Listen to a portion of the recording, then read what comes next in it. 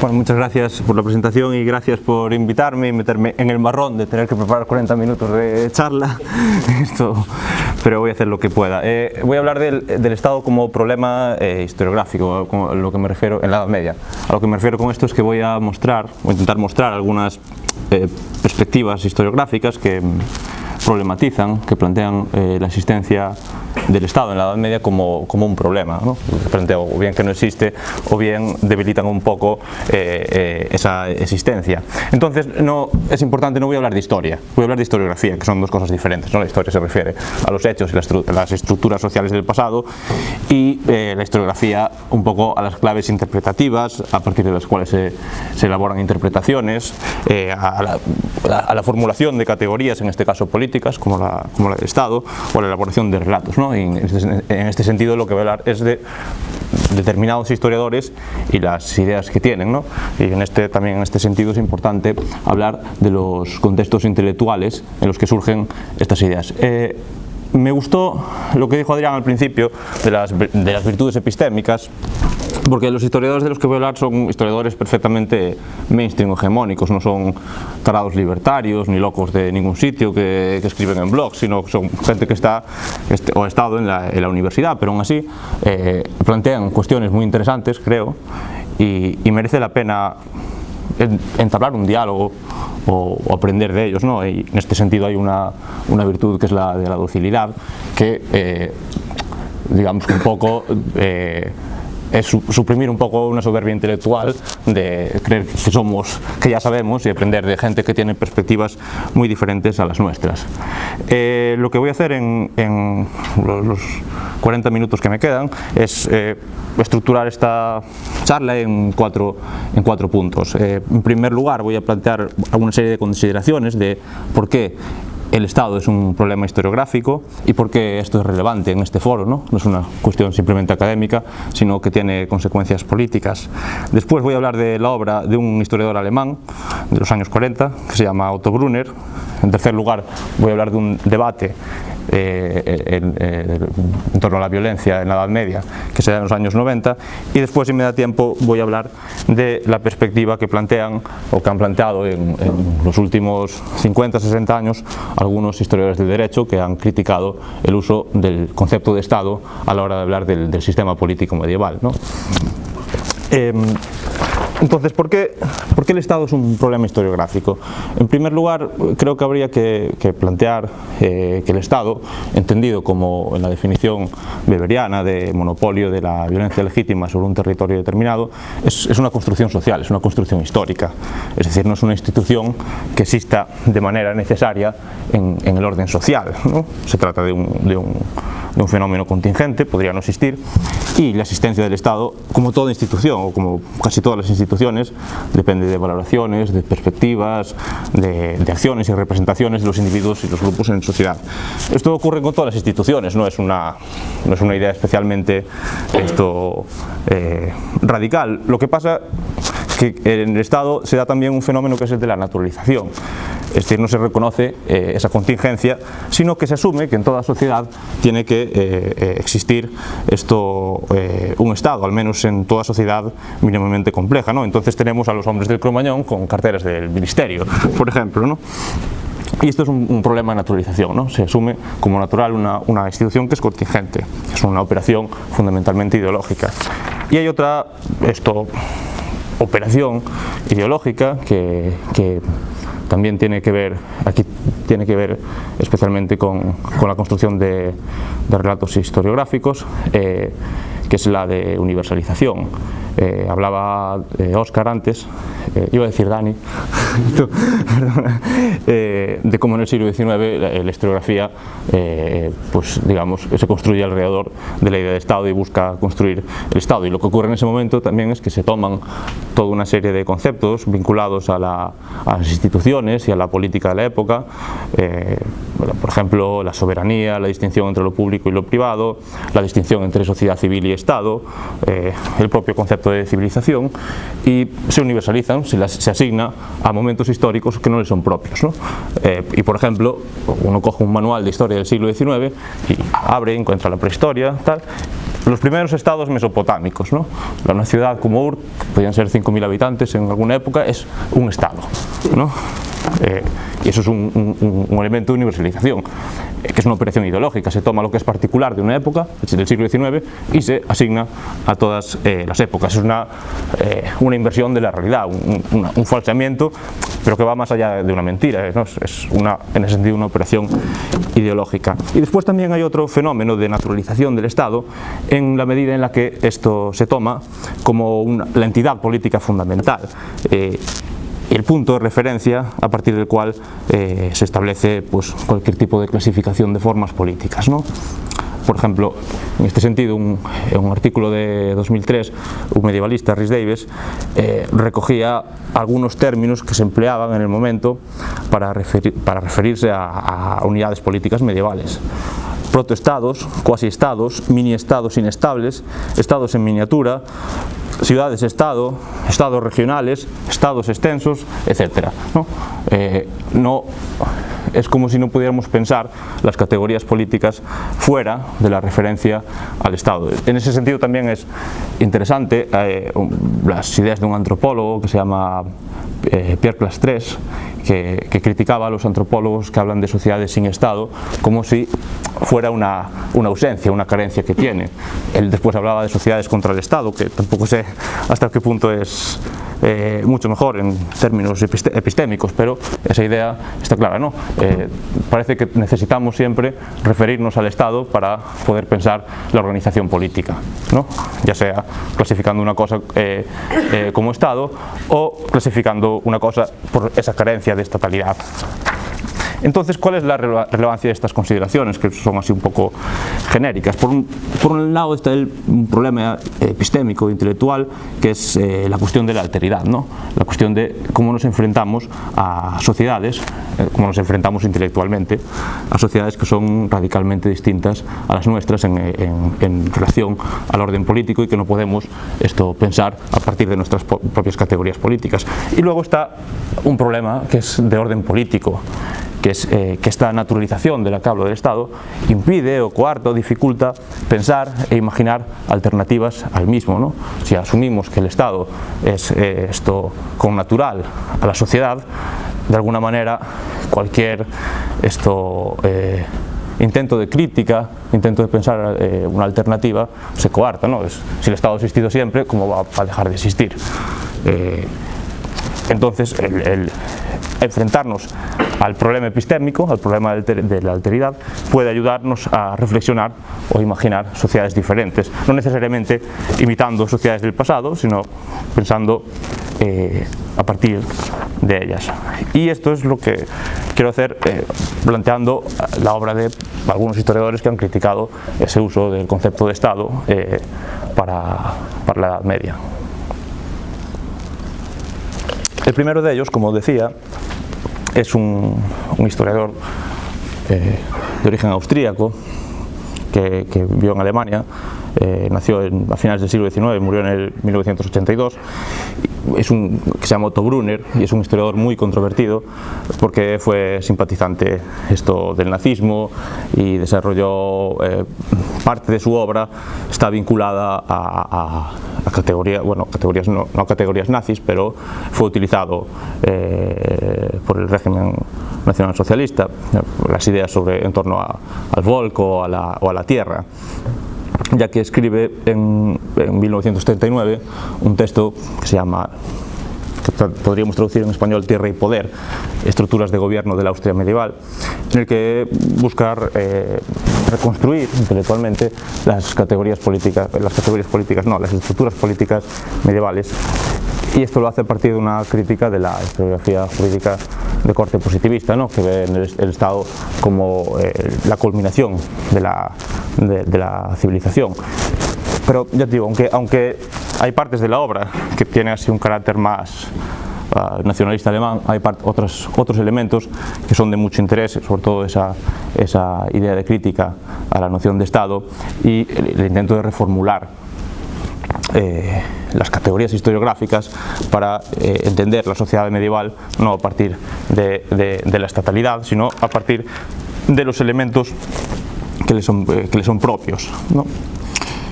y en este sentido hay un contexto intelectual que es muy importante, que es el historicismo alemán, ¿no? El historicismo plantea que cada sociedad tiene un poco sus características peculiares y hay que entenderlo en sus términos. Hay una variedad de historicismos, pero un poco a grandes rasgos lo que está influyendo aquí es este elemento. Y luego hay otro elemento muy importante, que es la influencia de Carl Schmitt. Carl Schmitt es un jurista alemán vinculado también al nazismo, pero que también es un crítico del positivismo legal y es una persona que reflexiona sobre el concepto de lo político. Fundamentalmente Carl Schmitt creía que la distinción, que la nota distintiva de lo político era la distinción entre amigo y enemigo, ¿no? En un orden público. Sí, decía, ¿no? Sí, la distinción de lo moral es el bien y el mal, en la estética, la belleza y la fealdad. En lo político es la distinción entre amigo y enemigo. Y Brunner toma un poco esa idea de Schmitt a la hora de entender esto, el orden político medieval, un poco a partir de un diálogo con Carl Schmitt. El punto de partida de Brunner es, como decía, una crítica a esta visión teleológica o finalista de lo político en la Edad Media. En esta visión teleológica se supone o se asume que existiría un orden político fundamental que estaría vinculado al rey, ¿no? Al que se asociaría la legalidad, la justicia, el orden público, lo civil, el orden público, ya lo dije,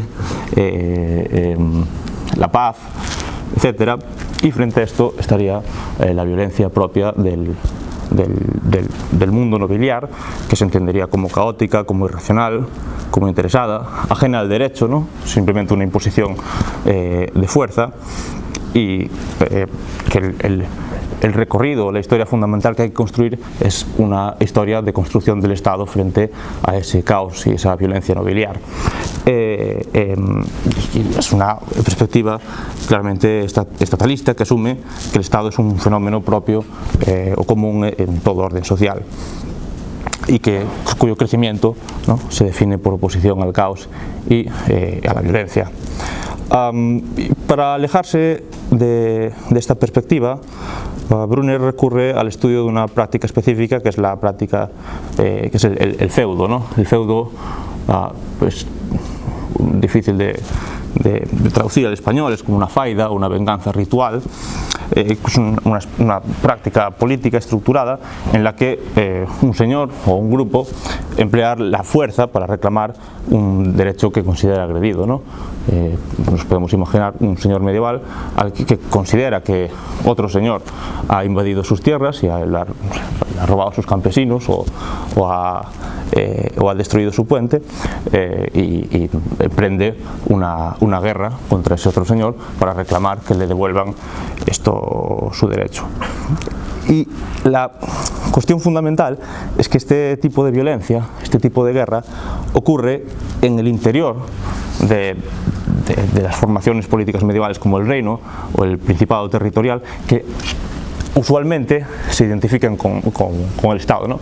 Si pensamos, por ejemplo, el Reino de Castilla, los feudos o las violencias de este estilo en Castilla ocurren dentro, no es una guerra de un rey contra otro rey, sino son guerras de nobles entre nobles, o incluso entre nobles y el rey, dentro del propio reino, y eso es un elemento muy importante, ¿no?, cuando consideramos el Estado como un monopolio de la violencia, y en ese sentido no existe la Edad Media. Y además, y esto es muy, muy relevante para criticar esa idea de una violencia caótica, es que se trata de una violencia que tiene un fundamento legal de carácter consuetudinario y que se considera legítima bajo ciertas circunstancias, como una suerte de defensa de lo propio, ¿no? Circunstancias como declarar públicamente el feudo, ¿no? Si un señor pues considera agredido, tiene que declarar públicamente que va a ir a la guerra contra otro señor.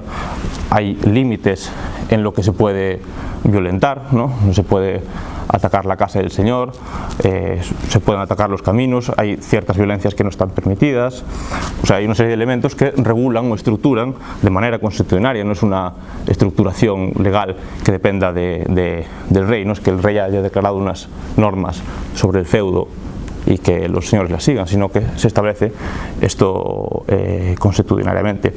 Y también es destacable, ¿no?, que un feudo que se considera ilegítimo, esto no sería más que saqueo o asesinato, y se producen, claro, naturalmente todo tipo de discusiones en torno a cuándo es legítimo o cuándo no en los feudos particulares.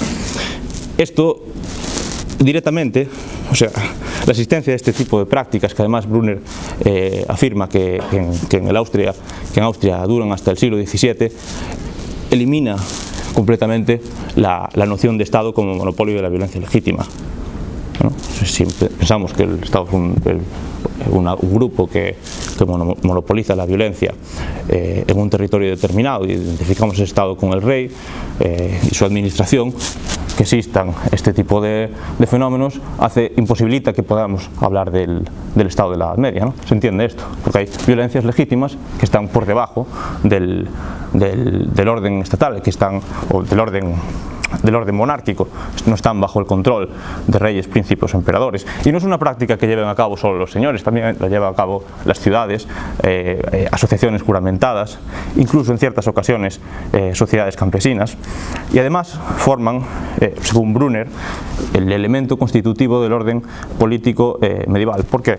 Por la referencia a Carl Schmitt, ¿no?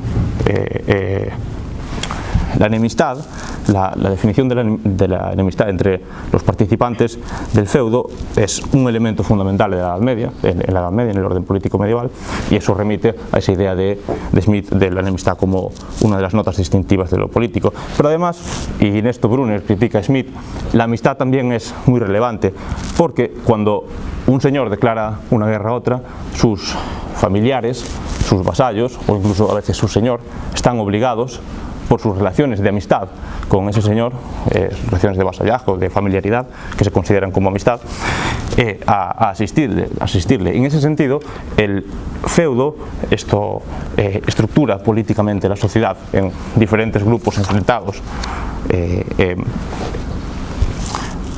y además esto no produce necesariamente, pero normalmente acaba en algún tipo de resolución, de paz, ¿no? El objetivo del feudo no es acabar con la vida del contrincante o acabar con los territorios del contrincante, sino defender ese derecho agredido y una suerte de reconciliación.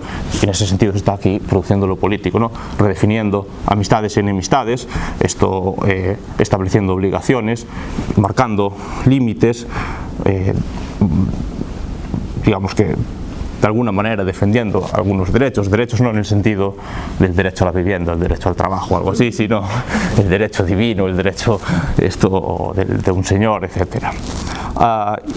Y como vemos, la obra de Brunner en este sentido es un ataque a la consideración de la Edad Media como una sociedad estatal. Él usa el término Estado con frecuencia, pero cuando uno lo lee se nota que está muy incómodo, ¿no?, con el uso del término. Está siempre entre comillas, etc. O sea, que es muy interesante leer.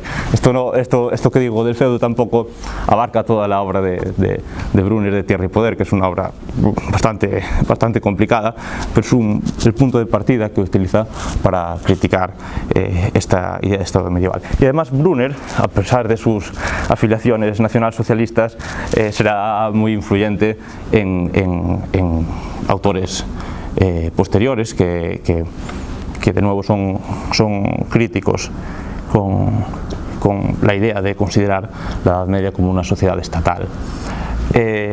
Y esta influencia se nota especialmente en un debate que tuvo lugar en los años 90 en torno a un concepto, a una tesis que es la tesis de la revolución feudal.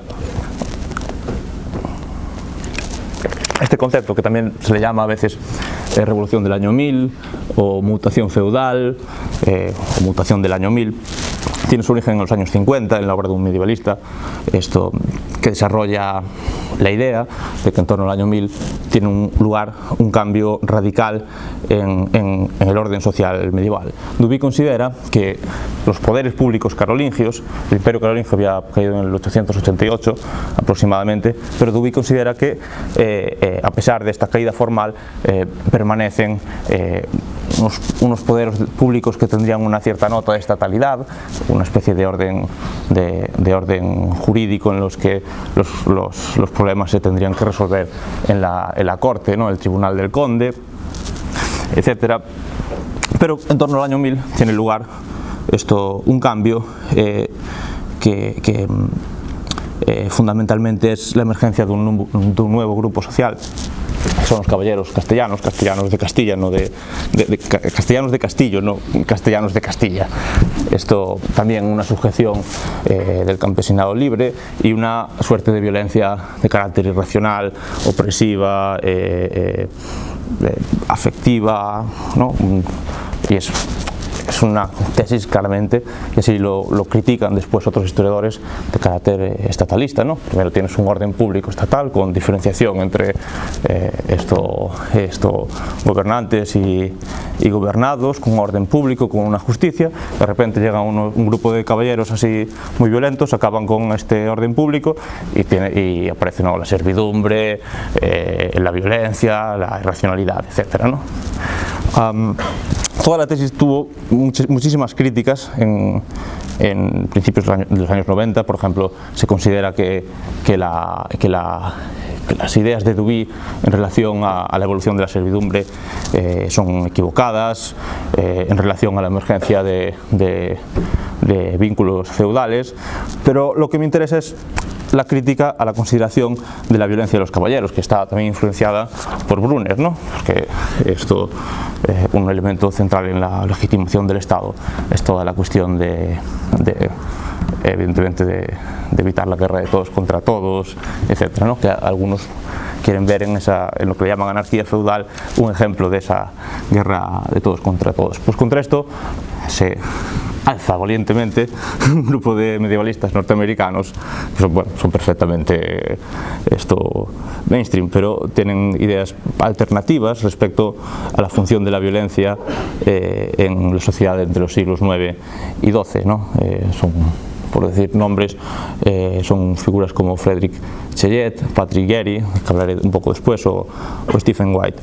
Y ellos se centran en ese tipo de violencia y las formas en las que se resuelven esos conflictos. Son violencias que son fundamentalmente feudos, como los que explicaba antes, menos reglados, pero tienen esa característica. Y son historiadores que, aparte de estar influidos por Brunner, están influidos por los avances o por las reflexiones de ciertos antropólogos, ¿no? Y esto remite a lo que hablaba antes de la alteridad, del intento de entender sociedades en sus propios términos, ¿no? Que sociedades que son radicalmente diferentes a las nuestras, que es uno de los trabajos de la antropología, que se dedica a estudiar sociedades con prácticas que nos resultan totalmente ajenas y a buscar el sentido en cosas que nos puedan parecer irracionales. Y ahí hay un autor también, un antropólogo muy importante en todos estos debates, que se llama Max Gluckman, y que escribió un artículo en los años 70, creo, 70-80, que es La paz en el feudo, ¿no? Estudia una tribu que son los Nuer, que es la zona noreste de Ganda, que le llama otro antropólogo una suerte de anarquía ordenada, que también tienen esta práctica del feudo, pero él estudia cómo qué sistemas utilizan para minimizar el impacto de esa violencia. Por ejemplo, claro, los Nuer se casan a sus mujeres entre clanes, ¿no? con hombres de otros clanes. Cuando acaba enfrentado un clan, con el clan con el que han casado una de las mujeres, pues la mujer puede servir un poco como elemento de negociación, ¿no? Porque, entre otras cosas, cuando una mujer núber tiene a su marido enfrentado contra su hermano, a lo mejor a la mujer núber no le hace mucha gracia y le niega ciertos derechos al marido y tal. Son ese tipo de cuestiones. Y esto es, bueno, bastante influyente en el estudio de la violencia en los siglos 9, 11, pues 9, 10, 11 y 12, especialmente de un señor, de un historiador que se llama Patrick Gary, que tiene un artículo con un título bastante sugerente, Vivir en conflicto en una Francia sin Estado, y que analiza este tipo de conflictos a partir de un ejemplo concreto, que es un conflicto entre un grupo de caballeros y los monjes de una abadía en la zona de los Alpes, un conflicto por la posesión de una tierra. En primer lugar, el conflicto se presenta como esa suerte de violencia caótica medieval, ¿no? El documento que estudia Gary es un documento emitido por la abadía en los que se acusa a estos caballeros de ser unos violentos, de haber ilegítimamente asesinado a uno de sus campesinos, de haberles impedido cobrar el diezmo, cobrar las rentas de una tierra. Pero poco a poco Gary va descubriendo un sentido dentro de este conflicto, ¿no? Según Gary, habría una suerte de estructuras conflictivas que son más o menos regladas o reguladas, con carácter consuetudinario o regladas socialmente, en las que, en primer lugar, la agresión es una forma de reivindicar un derecho. La posesión esa que los nobles acusan a los caballeros de violentar legítimamente, anteriormente había pertenecido al padre de uno de esos caballeros, y el padre, según los monjes, le habría donado al monasterio. Claro, el hijo no estaba muy de acuerdo con perder propiedades, pero se establece un conflicto en torno a quién pertenece legítimamente ese derecho, ¿no? El hijo reclama que él tiene derecho a esa herencia y que el padre no tenía derecho a donarlo al monasterio, etc., ¿no? Pero la agresión no solo por parte de los caballeros, ¿no? También hay una contrapartida por parte de los monjes, no de una manera de violencia física, pero sí que para resistir o para enfrentarse a la hostilidad de los caballeros, pues recurren a excomuniones, a maldiciones litúrgicas, a exigencias de mortificaciones, humillaciones públicas, que nos puede parecer a lo mejor hoy en día poca cosa, pero en la sociedad del momento era muy relevante. Podía acabar, por ejemplo, con la prohibición del entierro de uno de los caballeros en un cementerio, que es pues, un castigo radical de alguna manera en aquel momento, ¿no? Y los conflictos también a menudo se sitúan en historias más largas de enfrentamientos y discusiones por el mismo bien, ¿no? Mencionaba el caso de que, en este caso, pues el padre de uno de los caballeros había donado esa tierra al monasterio, pues que esa tierra anteriormente también los monjes creían o decían que tenían un derecho sobre esa tierra, y que se la habían dado al padre como una forma de vasallaje, ¿no? Como una suerte de reciprocidad. Entonces, este tipo de enfrentamientos contribuye a delimitar derechos de propiedad cuando se ponen en discusión. No es simplemente que un grupo de caballeros de manera interesada, mediante el uso de la fuerza, digan, bueno, un día vamos a invadir eso porque nos interesa esa propiedad, ¿no? Sino que está dentro de una estructura más amplia y contribuye a delimitar derechos de propiedad y también a redefinir las relaciones sociales, porque el objetivo del conflicto, ¿no? Por lo menos de manera pública, no es la violencia por sí misma, sino es el restablecimiento de un derecho, el restablecimiento de la paz. Además, estos conflictos afectan a todos los miembros de la comunidad, evidentemente, afectan a los campesinos, afectan también a los superiores de monjes y caballeros, que están vinculados de diferentes maneras a los participantes en el conflicto, y esto hace que estas figuras, como las mujeres de los Nuer, intenten mediar en el proceso del conflicto. Y normalmente este tipo de conflictos acaban en negociaciones a partir de la designación de un árbitro, que, dice Gary, no es un árbitro que se elija de manera institucional, no es que haya un conde encargado, bueno, encargado de las agresiones al monasterio de no sé dónde, encargado de tal, sino que las partes negocian entre sí, eligen a un miembro de la comunidad que, ya sea por su carisma o por su posición social, puedan ejercer algún tipo de presión sobre las partes a la hora de restituir o de negociar esa paz, ¿no? Esa reconciliación. Y todos estos elementos funcionan, pues entonces, a la hora de regular esta conflictividad en la Francia de los siglos XI y XII, como realmente en ausencia de un Estado, ¿no? Entonces está frente a esa idea de anarquía feudal, anarquía en el sentido de violencia, de caos, lo que se plantea es que los conflictos a menudo son una forma estructural dentro de la sociedad de ordenar la sociedad políticamente sin intervención de poderes públicos. O sea, estamos hablando, como dice el texto el título de Patrick Gary, de resolución de conflictos en una sociedad sin Estado, ¿no? O sea, la ausencia del Estado para estos historiadores no se plantea como un problema de una violencia irracional y de un caos y de una cuestión de todos contra todos, ¿no? ¿Qué pasa? Que incluso estos historiadores americanos que mencionaba acaban afirmando que a partir del siglo XIII ya empiezan a surgir notas de estatalidad en las sociedades políticas medievales.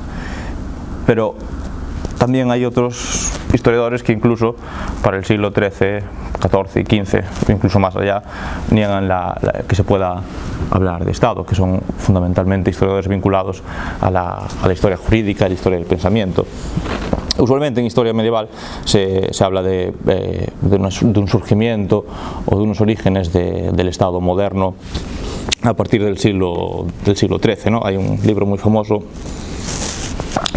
dentro de los frikis y estas cosas, que son los orígenes del Estado moderno en la Edad Media de Joseph Strayer, no sé cómo se pronuncia, un historiador americano, y incluso hoy en día es muy prestigioso, un proyecto que lleva 2 décadas en existencia, es buscar los orígenes del Estado moderno, pues en ese arco entre el siglo XIII y el siglo XV, que todo el mundo reconoce. Esto no se puede poner en duda, que es un momento de fortalecimiento de las monarquías.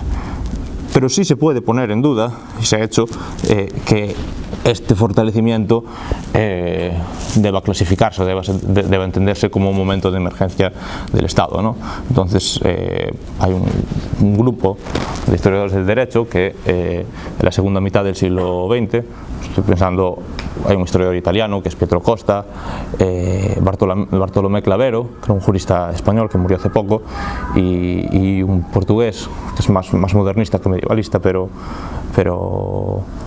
que también trabaja estas cosas, que se llama, a pesar de ser portugués, se llama Antonio España, pero plantean una serie de problemas a la consideración de que existe un Estado en la Edad Media. El contexto intelectual, de la misma manera que para Brunner era Carl Schmitt, para estos los medievalistas americanos que mencionaba era la antropología, en este caso es el posmodernismo, ¿no? Esto lo explica Antonio España. Una cuestión central del posmodernismo es la idea de fragmentación del poder, y de alguna manera estas figuras están influenciadas por autores como Michel Foucault,